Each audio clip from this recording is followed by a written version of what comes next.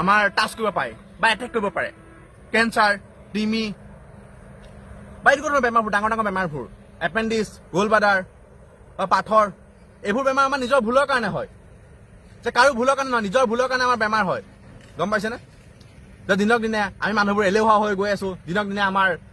চেহেৰাবোৰ বেয়া হৈ গৈ আছে দিনক দিনে আমাৰ স্কিন বেয়া হৈ গৈ আছে এইবোৰ প্ৰব্লেম কিহৰ কাৰণে দেখা দিছে আমাৰ কিছুমান খাদ্যৰ কাৰণে আমাৰ কিছুমান বেয়া অভ্যাসৰ কাৰণে হৈ আছে গম পাইছেনে